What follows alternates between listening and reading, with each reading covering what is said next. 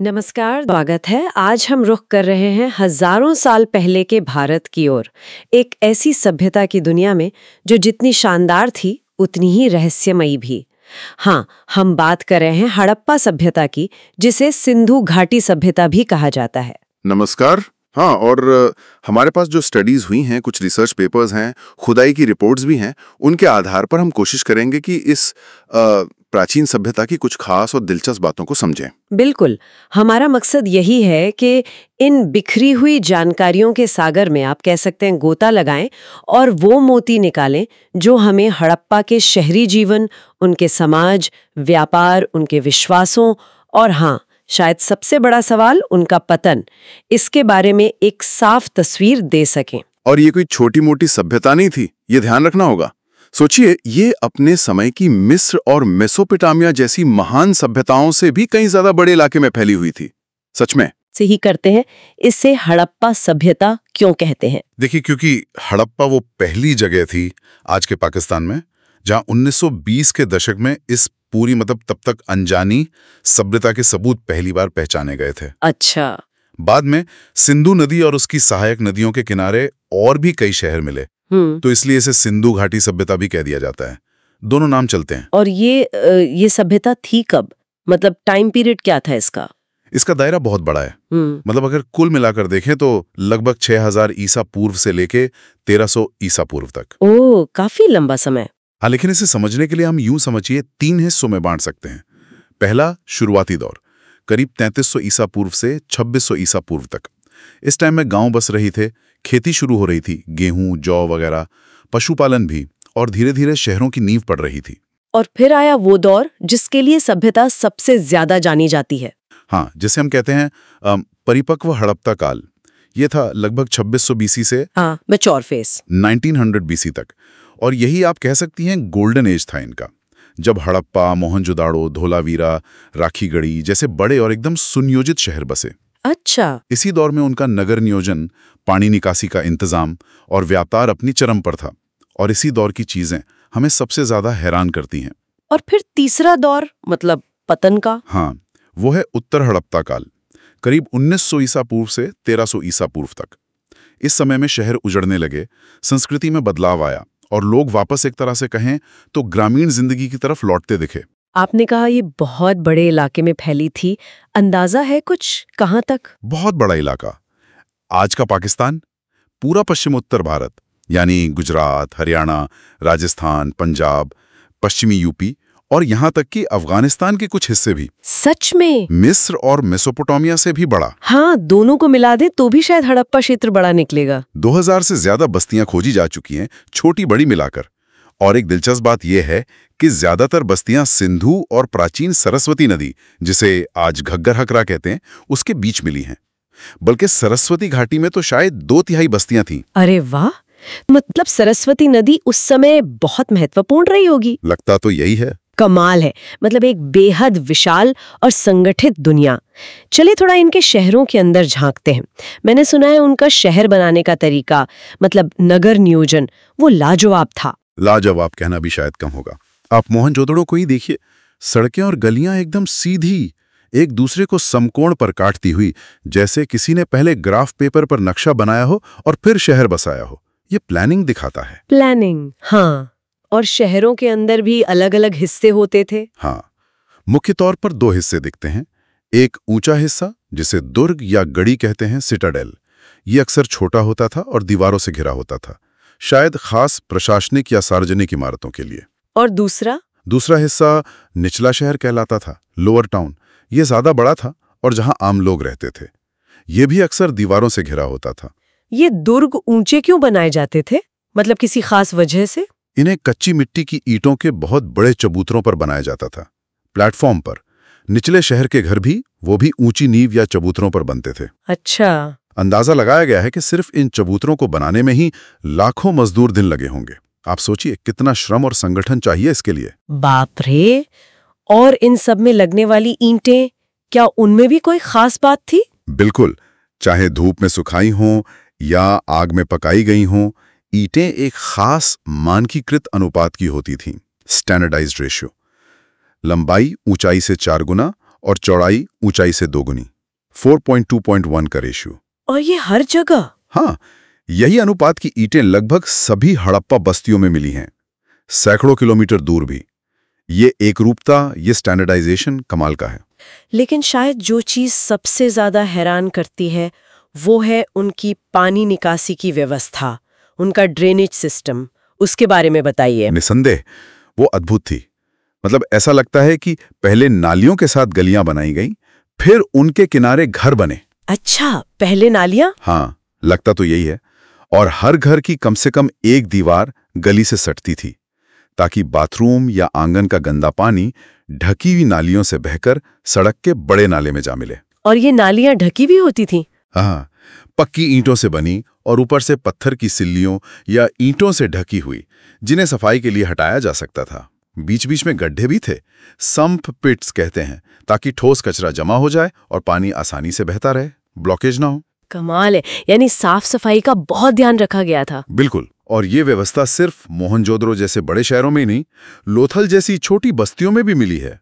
वहां घर भले कच्ची ईंटों के थे, पर नालियां पक्की ईंटों की थीं। वाह! एक पुरातत्वविद थे अर्नेस्ट मखे, उन्होंने इसे अब तक खोजी गई सबसे मुकम्मल प्राचीन प्रणाली कहा था। जरा सोचिए, आज भी हमारे कई शहरों में ऐसी व्यवस्था नहीं मिलती। सही बात है। अच्छा, घरों के अंदर की बनावट कैसी थी, जैसे मोहनजोदड़ो के निचले शहर के घर? ज्यादातर घर एक आंगन के चारों ओर बने कमरों वाले होते थे। आंगन बीच में? हाँ, बीच में आंगन। शायद आंगन ही खाना पकाने, कताई करने जैसी रोजमर्रा की गतिविधियों का केंद्र रहा होगा। और वो अपनी निजता का, प्राइवेसी का काफी ध्यान रखते थे। कैसे? सड़क की तरफ वाली दीवारों में नीचे खिड़कियां नहीं होती थीं और मुख्य दरवाजे से सीधा आंगन नहीं दिखता था, थोड़ा घूम कर जाना पड़ता था। दिलचस्प। और घरों में सुविधाएं जैसे पानी, बाथरूम? लगभग हर घर में अपना बाथरूम होता था, जिसका फर्श पक्की ईंटों का होता था और नाली बाहर सड़क की नाली से जुड़ी होती थी। हर घर में? लगभग हर घर में। कई घरों में कुएं भी थे और कुछ कुएं तो ऐसी जगह थे कि शायद राहगीर भी इस्तेमाल कर सकें। अकेले मोहनजोदड़ो में करीब 700 कुओं का अनुमान है। 700 कुएं? हाँ, और कुछ घरों में ऊपर जाने के लिए सीढ़ियों के निशान भी मिले हैं। मतलब मकान 2 मंजिला भी होते थे या छत पर जाते होंगे। और वो जो ऊंचा वाला हिस्सा था, दुर्ग, वहां क्या खास मिला है? वहां कुछ बड़ी और खास इमारतें मिली हैं। एक तो विशाल अन्नागार या माल गोदाम, वेयर हाउस कह लीजिए, उसके अवशेष हैं। निचला हिस्सा ईंटों का बना था, ऊपरी शायद लकड़ी का रहा होगा, जो अब नष्ट हो गया। और दूसरा है विश्व प्रसिद्ध विशाल स्नानागार, ग्रेट बाथ। हाँ, ग्रेट बाथ। ये एक बड़ा आयताकार हौज है जो आंगन में बना है। इसमें उतरने के लिए दोनों तरफ से सीढ़ियां हैं और इसे पक्की ईंटों और जिप्सम के गारे से एकदम वाटरप्रूफ बनाया गया था। इसका इस्तेमाल किस लिए होता होगा, कोई अंदाजा? इसके चारों ओर कमरे और गलियारे हैं। एक कमरे में कुआं भी है, जिससे शायद पानी भरा जाता था। इस्तेमाल के बाद पानी एक बड़े नाले में बहा दिया जाता था। इसका आकार और इसकी बनावट देखकर लगता है कि ये किसी खास धार्मिक अनुष्ठान या सामूहिक स्नान के लिए इस्तेमाल होता होगा। धार्मिक? अच्छा। हाँ, मतलब ये उनकी सामाजिक और धार्मिक जिंदगी का एक अहम पहलू हो सकता है। क्या सभी शहरों का नक्शा बिल्कुल एक जैसा था या कुछ फर्क भी था? नहीं, थोड़ी विविधता भी थी।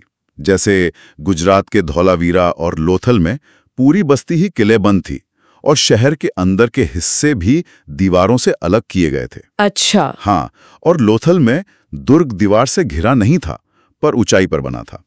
तो थोड़ी बहुत रीजनल वेरिएशन मिलती है। इन शानदार शहरों में रहने वाले लोग आखिर अपना गुजारा कैसे करते थे?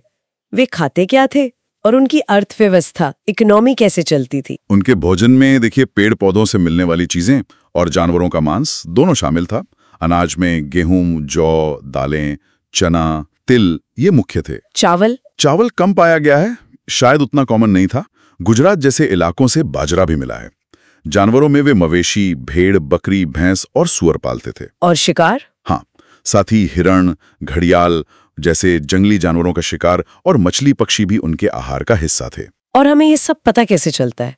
वो जले हुए दानों से? हाँ, जले हुए अनाज के दानों और बीजों का अध्ययन करने वाले विशेषज्ञ होते हैं, आर्कियोबॉटनिस्ट्स। वो हमें बताते हैं कि वे क्या उगाते थे। अच्छा। इसी तरह जानवरों की मिली हड्डियों का अध्ययन करने वाले जू आर्कियोलॉजिस्ट, वो पालतू और जंगली जानवरों के बारे में जानकारी देते हैं। और खेती करने के उनके तरीके, क्या वो हल का इस्तेमाल करते थे? मोहरों पर बैल के चित्र मिले हैं, मिट्टी के बने बैल के मॉडल भी मिले हैं, जिससे लगता है कि खेत जोतने के लिए बैलों का इस्तेमाल होता था। हल के खिलौने भी मिले हैं शायद। हाँ, कुछ जगहों से मिट्टी के बने हल के खिलौने भी मिले हैं, और कालीबंगा राजस्थान में तो जुते हुए खेत का सबूत भी मिला है, जिसमें आड़ी तिरछी हल रेखाएं हैं जो बताती हैं कि वे शायद एक साथ 2 फसलें उगाते थे। अरे वाह!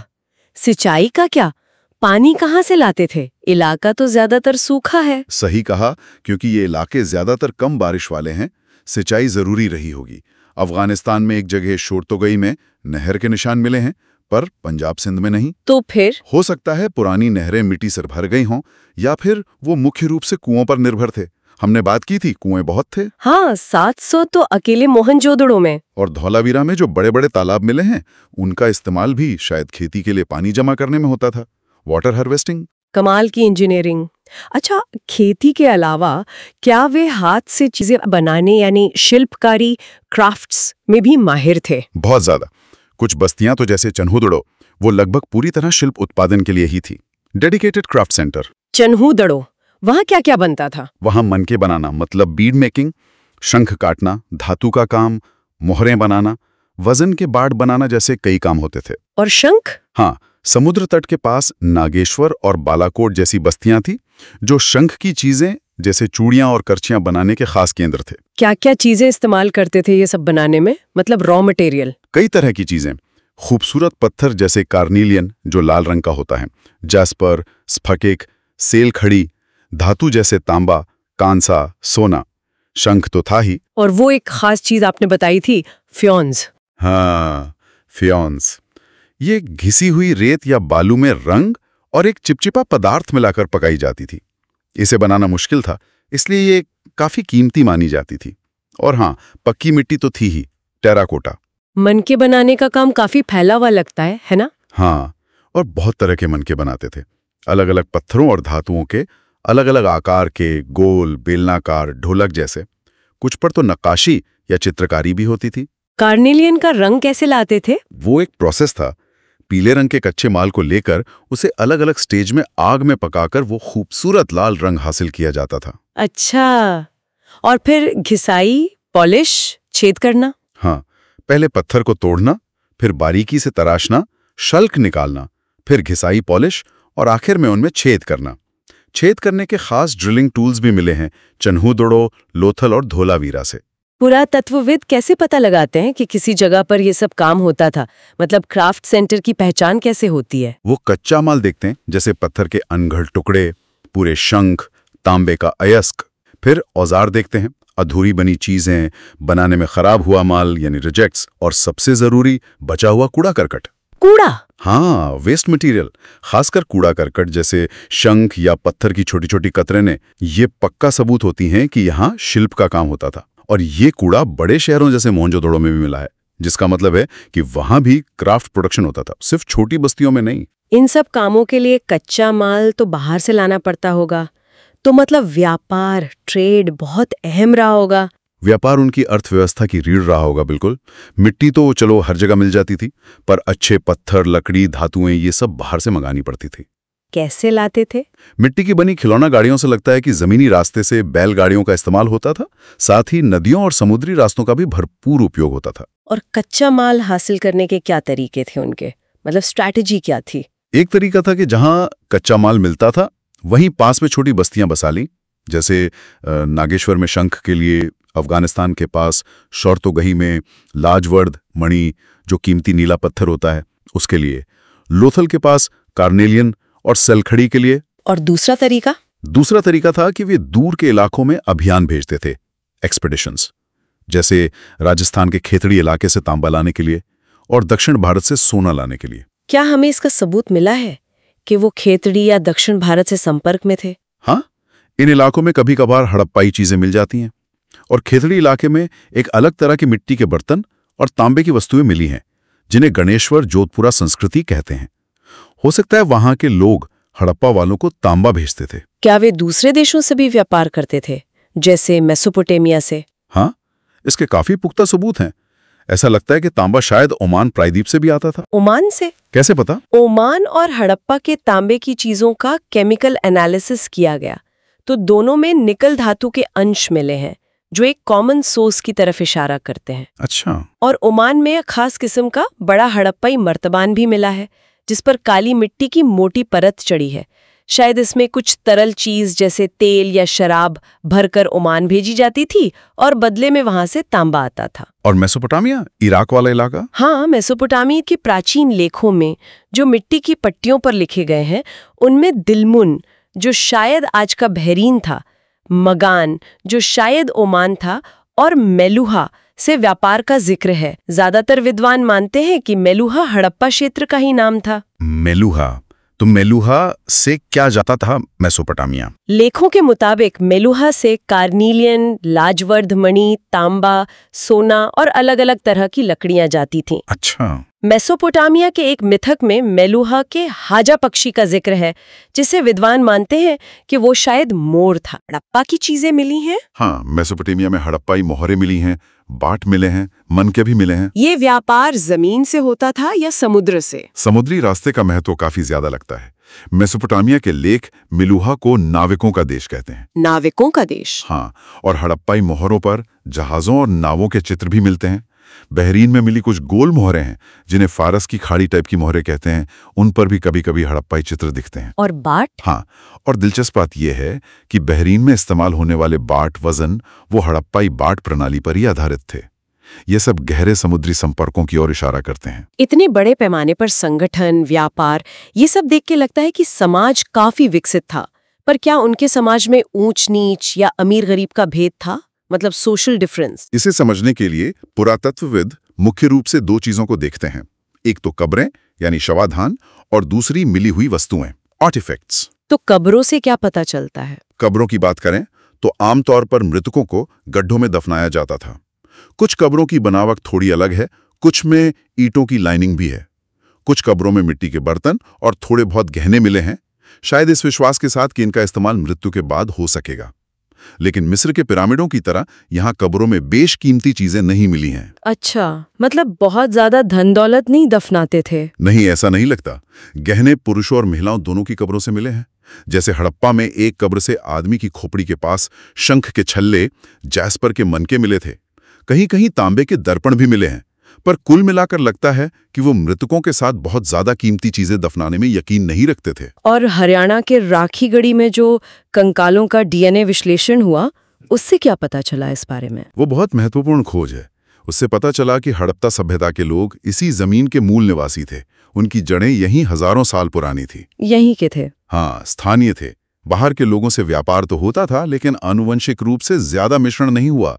ये उस पुरानी धारणा को कि आर्य बाहर से आए और उन्होंने हड़प्पा सभ्यता को खत्म कर दिया, उसको काफी हद तक खारिज करता है। और वस्तुओं से सामाजिक भिन्नता कैसे पता चलती है? आपने कहा आर्टिफैक्ट्स भी देखते हैं। हाँ, पुरातत्वविद वस्तुओं को दो श्रेणियों में बांटते हैं। एक तो रोजमर्रा के इस्तेमाल की चीजें, यूटिलिटेरियन, जैसे पत्थर की चक्कियां, मिट्टी के बर्तन, सुइयां वगैरह, जो सब जगह मिलती हैं। और दूसरी हैं विलासिता की चीजें, लग्जरी आइटम्स।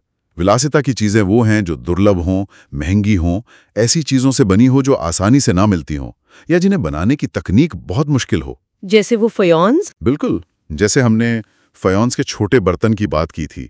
वो बनाने में मुश्किल थे, तो उन्हें लग्जरी माना जाता था। ये कीमती चीजें कहाँ ज्यादा मिलती हैं? क्या इससे कुछ पता चलता है? हाँ, ये ज्यादातर मोहनजोदड़ो और हड़प्पा जैसे बड़े शहरों में ही मिली हैं। छोटी बस्तियों में बहुत कम। फयोन्स के बने छोटे बर्तन जिनमें शायद कीमती इत्र या लेप रखे जाते होंगे, ज्यादातर इन्हीं बड़े शहरों से मिले हैं। कालीबंगा जैसी जगहों से नहीं मिले। सोना भी बहुत कम मिला है और ज्यादातर निधियों में मिला है, होर्ड्स में। मतलब किसी ने संभाल कर जमीन में गाड़ दिया हो, शायद छपाकर। तो ये सब दिखाता है कि समाज में शायद कुछ हद तक आर्थिक भिन्नता थी, अमीर गरीब का फर्क था। अब आते हैं एक और मुश्किल सवाल पर, उनके धर्म और विश्वास। इसके बारे में क्या अंदाजा लगा सकते हैं? ये तो और भी मुश्किल होगा समझना। मोहरों, इमारतों से अंदाजा लगाना पड़ता है, और अक्सर जो चीजें हमें अजीब या अनोखी लगती हैं उन्हें हम धार्मिक मान लेते हैं। जैसे कि क्या उदाहरण है इसके? जैसे गहनों से लदी मिट्टी की बनी नारी मूर्तियां मिली हैं, जिन्हें अक्सर मातृ देवी या मदर गॉडेस कहा जाता है। अच्छा। पत्थर की बनी पुरुषों की कुछ मूर्तियां हैं जिनमें एक खास मुद्रा में बैठे दिखाया गया है, जैसे वो प्रसिद्ध पुरोहित राजा या प्रीस्ट किंग वाली मूर्ति, हाँ वो तो देखिए। विशाल स्नानागार या फिर कालीबंगा और लोथल में मिली अग्निवेदियां जैसी संरचनाओं को भी धार्मिक या अनुष्ठानिक महत्व का माना जाता है। और मोहरों पर बने चित्रों का क्या मतलब हो सकता है? उन पर तो बहुत कुछ बना है। हाँ, कुछ मोहरों पर ऐसे दृश्य हैं जो शायद किसी पूजा या कर्मकांड के लगते हैं। पेड़ पौधों के चित्र शायद प्रकृति पूजा का संकेत हों।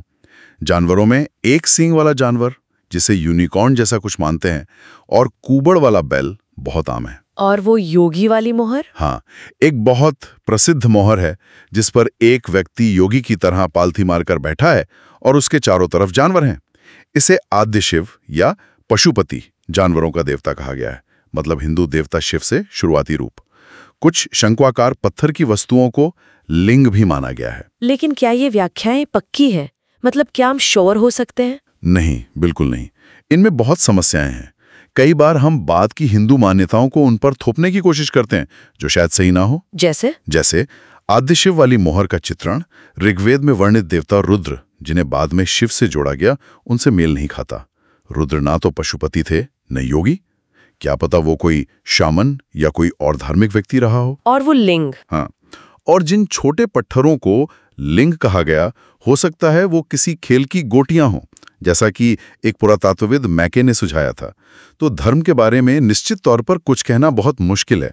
बहुत इंटरप्रिटेशन है इसमें। ये अनिश्चितता उनकी लिपि के साथ भी जुड़ी है। मोहरों का जिक्र आया, उनका असल काम क्या था? सिर्फ धार्मिक? नहीं, मोहरों और उनकी छापों यानी सीलिंग्स का मुख्य काम शायद व्यापार और एडमिनिस्ट्रेशन में था। सोचिए, सामान के बोरे या बर्तन को बंद करके उसके मुंह पर गीली मिट्टी लगाकर मोहर से दबा दिया जाता होगा। अच्छा, सील करने के लिए। हाँ, अगर वो छाप यानी मुद्रांकन डेस्टिनेशन पर टूटा नहीं है तो मतलब सामान के साथ छिड़खानी नहीं हुई, वो सुरक्षित पहुंचा है और भेजने वाले की पहचान भी पता चल रही। और उस पे जो लिखा होता था उसका क्या? वही लिपि? यही तो रहस्य है। हड़प्पाई लिपि आज तक पढ़ी नहीं जा सकी है। मोहरों पर आमतौर पर कुछ चिन्हों की एक छोटी पंक्ति होती है, शायद मालिक का नाम या पद लिखा हो। और जानवर का चित्र? हाँ, साथ में अक्सर एक जानवर का चित्र होता था जो शायद अनपढ़ लोगों के लिए पहचान का काम करता हो। Visual marker. ज्यादातर लिखावटें बहुत छोटी हैं, सबसे लंबी में भी करीब 26 निशान ही हैं। ये वर्णमाला वाली लिपि अल्फाबेटिक स्क्रिप्ट नहीं लगती, क्योंकि इसमें निशान बहुत ज्यादा हैं, करीब 375 से 400 अलग अलग चिन्ह। दाएं से बाएं? हाँ, लगता है ये दाएं से बाएं लिखी जाती थी, क्योंकि कुछ मोहरों पर दाईं तरफ ज्यादा जगह है और बाईं तरफ अक्षर पास पास हो गए हैं, जैसे लिखते हुए जगह कम पड़ गई हो।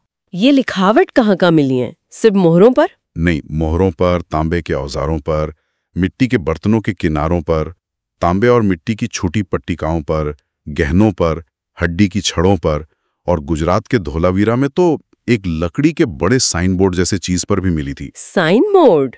अरे वाह! पर हम ये भी नहीं जानते कि कितने लोग पढ़ना लिखना जानते थे, है ना? बिल्कुल नहीं जानते। साक्षरता कितनी फैली हुई थी ये कहना मुश्किल है। क्या इसे पढ़ने की कोशिशें अब भी जारी हैं? कुछ उम्मीद है? बिल्कुल जारी हैं। कंप्यूटर की मदद ली जा रही है, आर्टिफिशियल इंटेलिजेंस का इस्तेमाल हो रहा है, दूसरी पुरानी लिपियों से तुलना की जा रही है, जैसे द्रविड़ भाषाओं से या दूसरी प्राचीन लिपियों से, पर अब तक कोई सफलता नहीं मिली है। सोचिए, एक पूरी सभ्यता की आवाज हमारे सामने खामोश है। ये इतिहास के सबसे बड़े अनसुलझे रहस्यों में से एक है। इतनी व्यवस्थित सभ्यता, इतने बड़े शहर, इतना फैला हुआ व्यापार, इसे चलाने वाला कोई तो होगा, कोई राजा, कोई सरकार। क्या पता चलता है इस बारे में? ये एक और बड़ा सवाल है। ये तो साफ है कि इतने बड़े पैमाने पर योजना बनाने, जैसे शहर, ईंटें, नालियां, और उन्हें लागू करवाने के लिए कोई ना कोई संगठित व्यवस्था जरूर रही होगी। हाँ, वो एकरूपता भी तो है। बिल्कुल।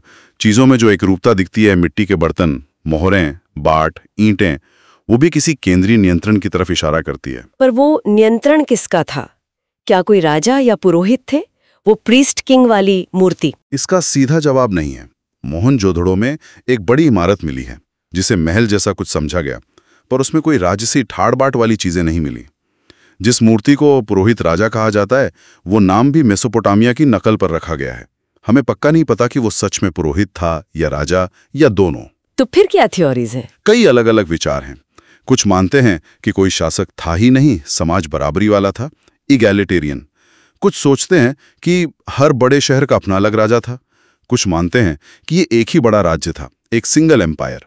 और कोई नया विचार? हाँ, एक नया सुझाव ये भी है कि शायद किसी तरह की लोकतांत्रिक या सामुदायिक व्यवस्था थी जहां फैसले मिलकर लिए जाते थे। पर सच क्या है ये कहना मुश्किल है, पुख्ता सबूत नहीं है। और फिर इतनी महान सभ्यता, इसका अंत कैसे हो गया? अचानक तो नहीं हुआ होगा? नहीं, अचानक नहीं। लगभग 1900 ईसा पूर्व के आसपास पतन शुरू हुआ। 1800 ईसा पूर्व तक चोलिस्तान, जो पाकिस्तान में है, जैसे इलाकों में ज्यादातर बड़े शहर खाली हो चुके थे। लोग कहाँ गए? लोग गुजरात, हरियाणा, पश्चिमी यूपी जैसे नए इलाकों में जाकर बसने लगे और वहां आबादी बढ़ गई। एक तरह का शिफ्ट हुआ। पतन के बाद क्या बदलाव आए? संस्कृति में क्या फर्क दिखा? जो बाद का दौर है, जिसे उत्तर हड़प्पा या लेट हड़प्पन कहते हैं, उसमें संस्कृति काफी बदल गई। हड़प्पा की खास पहचान वाली चीजें जैसे वो स्टैंडर्ड बाट, मोहरें, खास तरह के मनके, लिपि, ये सब गायब हो गईं। व्यापार भी बंद हो गया? हाँ, लंबी दूरी का व्यापार खत्म हो गया, शिल्पकारी का स्तर गिर गया, घर बनाने की तकनीक कमजोर हो गई, बड़ी सार्वजनिक इमारतें बननी बंद हो गईं। ऐसा लगता है कि शहरी जीवन खत्म होकर लोग ज्यादातर ग्रामीण जीवन जीने लगे थे। एक तरह की डी-अर्बनाइजेशन हुई। इसके कारण क्या थे? क्यों हुआ यह सब? क्या कोई एक वजह थी? शायद नहीं। अब ज्यादातर विद्वान मानते हैं कि कोई एक वजह नहीं थी, बल्कि कई वजहें मिलकर काम कर रही थीं। जैसे? जलवायु परिवर्तन एक बड़ा कारण हो सकता है, जैसे मानसून का पैटर्न बदलना, सरस्वती जैसी नदियों का सूख जाना। सरस्वती नदी सूख गई? ऐसा माना जाता है कि वो धीरे धीरे सूख गई या रास्ता बदल लिया। फिर जंगलों की कटाई, बहुत ज्यादा बाढ़ आना, नदियों का रास्ता बदलना, जमीन का बहुत ज्यादा इस्तेमाल जिससे उसकी उपजाऊ शक्ति कम हो गई, ये सब भी अपनी भूमिका निभा सकते हैं। कोई एक कारण शायद पूरी सभ्यता जो इतने बड़े इलाके में फैली थी उसके पतन की व्याख्या नहीं कर सकता। अलग अलग इलाकों में शायद अलग अलग कारण ज्यादा प्रभावी रहे हों। तो मतलब वो सिस्टम टूट गया? हाँ, ऐसा लगता है कि वो जो एक मजबूत जोड़ने वाली कड़ी थी, शायद हड़प्पा राज्य या उनकी व्यवस्था, वो टूट गई। इसका सबूत है मोहरों, लिपि, बाट, एक जैसे बर्तनों का गायब होना और शहरों का उजड़ना। इसके बाद दोबारा बड़े शहर बनने में भारत में 1000 साल से ज्यादा लग गए। और वो आर्य आक्रमण वाली थ्योरी, उसका क्या हुआ? इंद्र ने किले तोड़े? हाँ, एक समय में मॉर्टिमर व्हीलर जैसे पुरातत्वविद ने ये विचार रखा था। उन्होंने ऋग्वेद में इंद्र को पुरंदर यानी किले तोड़ने वाला कहे जाने और मोहनजोदड़ो में मिले कुछ कंकालों के आधार पर इसे जोड़ा था। पर अब? लेकिन बाद में जॉर्ज डेल्स जैसे विद्वानों ने इसे चुनौती दी। उन्होंने दिखाया कि वो कंकाल किसी एक समय के किसी एक हमले के शिकार नहीं लगते, वो अलग अलग समय के बिखरे हुए शव थे। और जैसा हमने पहले जिक्र किया, राखीगढ़ी के डीएनए सबूत भी किसी बड़े पैमाने पर बाहरी आक्रमण या माइग्रेशन की पुष्टि नहीं करते। तो अब क्या मानते हैं ज्यादातर लोग? तो आज आम सहमति यही है कि पतन के पीछे कई मिले जुले कारण थे, जिनमें पर्यावरण में बदलाव, नदियों में बदलाव और शायद उनकी अपनी सामाजिक आर्थिक व्यवस्था का अंदरूनी तौर पर टूटना शामिल है। कोई एक विलन नहीं है यहाँ। इस पूरी सभ्यता को हम भूले कैसे और फिर दोबारा इसे खोजा कैसे गया, ये भी एक कहानी है। हाँ, बिल्कुल। जब शहर उजड़े तो धीरे धीरे लोग उनके बारे में भूल गए। सदियों तक वो टीले मिट्टी के नीचे दबे रहे। कभी कभी लोगों को खुदाई में या बाढ़ में अजीब चीजें मिलती थीं, पुरानी ईंटें, मोहरें, पर वो उनका महत्व नहीं समझते थे। अलेक्जेंडर कनिंघम, जिन्हें भारतीय पुरातत्व का जनक कहा जाता है, क्या उन्होंने इसे पहचाना था 19वीं सदी में? कनिंघम भारतीय पुरातत्व सर्वेक्षण के ASI के पहले मुखिया थे। उनकी दिलचस्पी मुख्य रूप से बाद के ऐतिहासिक काल में थी, जिसके बारे में चीनी यात्रियों के लेखों जैसे लिखित स्रोत थे। उन्हें मुहर मिली थी ना? हाँ, उन्हें हड़प्पा से एक मुहर मिली भी, पर वो उसका सही समय नहीं समझ पाए। वो ये मानते रहे कि भारत का इतिहास गंगा घाटी के शहरों से शुरू होता है, लगभग 600 ईसा पूर्व से। वो हड़प्पा की अहमियत पहचानने से चूक गए। तो असल पहचान कब और कैसे हुई? ये हुई 20वीं सदी की शुरुआत में। दयाराम साहनी ने 1921 में हड़प्पा में और राखालदास बनर्जी ने 1922 में मोहनजोदड़ो में ऐसी मोहरें और अवशेष खोजे जो बहुत ज्यादा पुराने लग रहे थे। फिर जॉन मार्शल आए? हाँ, तब ASI के मुखिया जॉन मार्शल थे। उन्होंने इन खोजों को मिलाकर 1924 में लंदन में दुनिया के सामने घोषणा की कि सिंधु घाटी में एक नई प्राचीन सभ्यता खोजी गई है। ये मेसोपोटामिया जितनी ही पुरानी थी। और इसने तो इतिहास बदल दिया होगा। बिल्कुल, इसने भारतीय इतिहास को अचानक 3000 साल और पीछे धकेल दिया। ये बहुत बड़ी खोज थी। जॉन मार्शल ने खुदाई तो करवाई, पर उनके तरीकों पर कुछ सवाल भी उठते हैं ना? हाँ, मार्शल अनुभवी थे, ग्रीस और क्रीट में काम कर चुके थे, पर उनकी एक बड़ी गलती थी। वे खुदाई करते समय मिट्टी की परतों का ध्यान नहीं रखते थे। जिसे स्ट्रैटिग्राफी कहते हैं। मतलब कौन सी चीज किस गहराई पर मिली, कौन सी परत पुरानी है, कौन सी नई। तो उन्होंने कैसे खुदाई की? वे पूरे टीले में एक साथ हॉरिजॉन्टल यूनिट्स में खुदाई करवाते थे। इससे हुआ ये कि अलग अलग समय की चीजें आपस में मिल गईं और हमें ये पता लगाने का मौका खो गया कि कौन सी चीज पहले बनी, कौन सी बाद में। बहुत सी कीमती जानकारी, कॉन्टेक्स्ट हमेशा के लिए नष्ट हो गया। ओह, इस गलती को किसने सुधारा फिर? 1944 में ASI के मुखिया बने मॉर्टिमर व्हीलर ने, वो पहले आर्मी में थे तो थोड़ी मिलिट्री प्रिसिजन लाए। उन्होंने इस बात पर जोर दिया कि खुदाई हमेशा मिट्टी की परतों के हिसाब से होनी चाहिए ताकि चीजों का सही कालक्रम पता चल सके। भारत के बंटवारे का भी असर पड़ा होगा इस खोज पर। हाँ बिल्कुल, बंटवारे के बाद हड़प्पा और मोहनजोदड़ो जैसे सबसे प्रसिद्ध स्थल पाकिस्तान में चले गए। इसके बाद भारतीय पुरातत्वविदों ने भारत में जोर शोर से सर्वेक्षण शुरू किया। कहाँ? खासकर गुजरात, राजस्थान, हरियाणा, पंजाब में। और इसी के नतीजे में कालीबंगा, लोथल, राखीगढ़ी और हाल ही में धोलावीरा जैसे महत्वपूर्ण स्थल खोजे और खोदे गए। भारत में भी बहुत महत्वपूर्ण साइट्स मिली। और आज हड़प्पा सभ्यता का अध्ययन कैसे हो रहा है? क्या नया है? आज की पुरातत्वविद सिर्फ चीजें खोजने की बजाय बड़े सवाल पूछ रहे हैं। समाज कैसे चलता था, लोग क्यों एक खास जगह बसे, चीजों का असली इस्तेमाल क्या था। अब बहुत सी आधुनिक वैज्ञानिक तकनीकों का इस्तेमाल हो रहा है, जैसे सरफेस एक्सप्लोरेशन, मिट्टी, धातु, पत्थर, अनाज, हड्डियों, सबका माइक्रोस्कोपिक और केमिकल विश्लेषण। और जैसा हमने देखा, DNA जैसी तकनीकें भी क्रांति ला रही हैं। हाँ, राखीगढ़ी वाला DNA।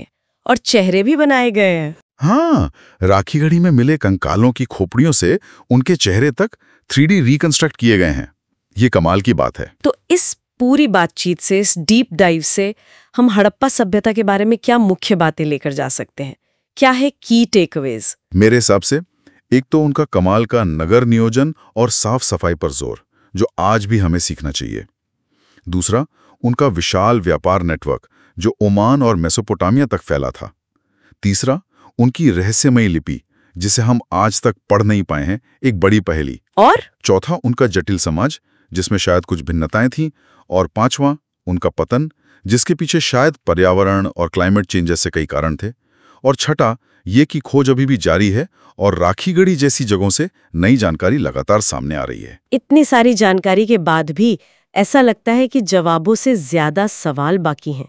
बिल्कुल, वो लिपि क्या कहती है, उनकी रोजमर्रा की जिंदगी असल में कैसी थी, समाज में महिलाओं और पुरुषों की क्या भूमिका थी, शासन कौन और कैसे चलाता था, क्या उनका वैदिक लोगों से कोई संबंध था या नहीं था।